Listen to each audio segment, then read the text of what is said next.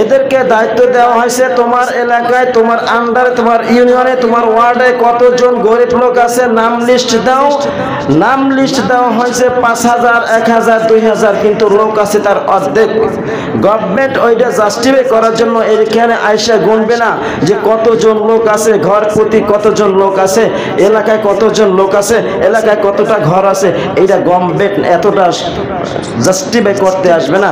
আমি নেতা, আমি লিডার, আমি যাইয়া ওর পরস্থ কর্মস্থলে বললাম যে আমার ওয়ার্ডে, আমার ইউনিয়নে, আমার এই জেলার ভিতরে, থানার ভিতরে এত লোক আছে, গভর্নমেন্ট এত লোকের আপনাকে গম দিল, চাল দিল, ডাল দিল, চিনি দিল, চালের টিন দিল, এইগুলো দেওয়ার পরে আপনি যেই লোকের কথা বললে আনলেন, অথচ সেই লোক নাই।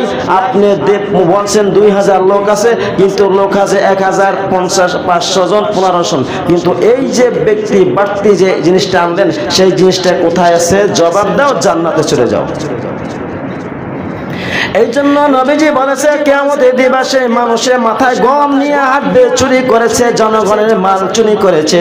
এই জন্য মাথায় বোঝায় ওই চুরি মাল নিয়ে হাঁটাচলা করবে আর জনগণের কাছে বলবে, ও আমার জনগণ, ও আমার ইউনিয়নের লোক, ও আমার ওয়ার্ডের লোক, ও আমার থানার লোক, ও আমার জেলার লোক, ও আমার বিভাগের লোক, তোমরা কোথায় আছো? তোমাদের মাল আমি আত্মসাৎ করেছি, চুরি করেছি, আজ আমার অবস্থা খারাপ, তোমরা আমাকে ক্ষমা করে দাও। আমি যদি ক্ষমা না পাই জান্নাতে যেতে পারবো না। ওইখানে কেউ কাউকে ক্ষমা করবে?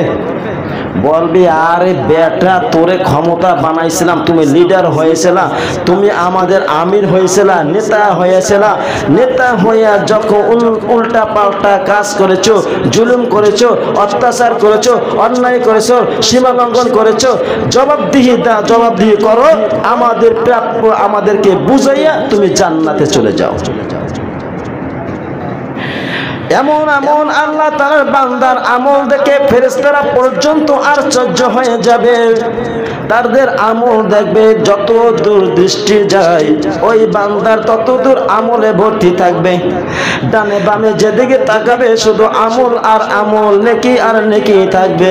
আল্লাহ রাব্বুল আলামিন বলবে, ও বান্দা, তোমার যেহেতু এত আমল, তুমি জান্নাতে চলে যাও। আল্লাহ কি জানে না তার কি আমল আছে?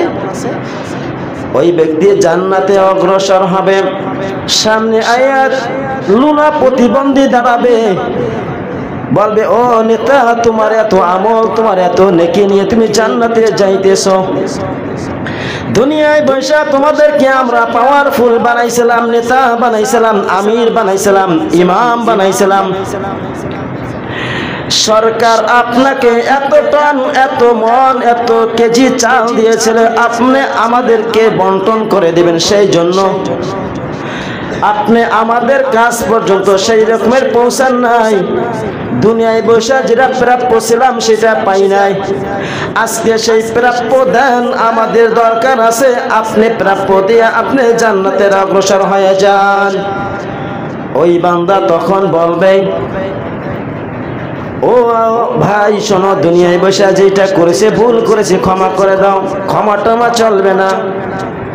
আমি 10 কেজি গম পাইতাম, 10 কেজি চাল পাইতাম, 25 কেজি চাল পাইতাম, ডাল পাইতাম। 25 কেজি না দিয়ে 10 কেজি দিয়েছো, 10 কেজি না দিয়ে 5 কেজি দিয়েছো। যেটা পাইতাম সেটা দাও না, কমাইয়া দিয়েছো, সেই বাকিটা এখন দাও।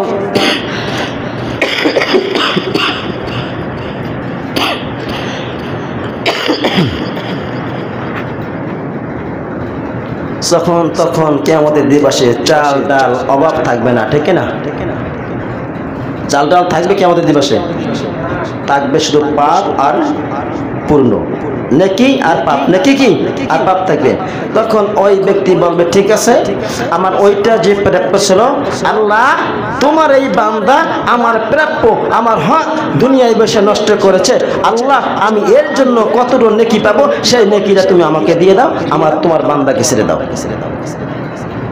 আর একটু দূরে যাবে, দৌড় দিয়ে আসবে, আরেকজন দৌড় দিয়ে আসবে, ও এমপি, ও মিনিস্টার, শোনো, আল্লাহ রাব্বুল আলামিন তোমাকে ক্ষমতা দিয়েছিল, পাওয়ার দিয়েছিল, তোমাকে ইমাম বানাইছিল, জনগণের নেতা বানাইছিল। সরকার তোমাকে এত টন এত মন গম দিয়েছিল, চাল দিয়েছিল, তেল দিয়েছিল, আটা দিয়েছিল, ময়দা দিয়েছিল।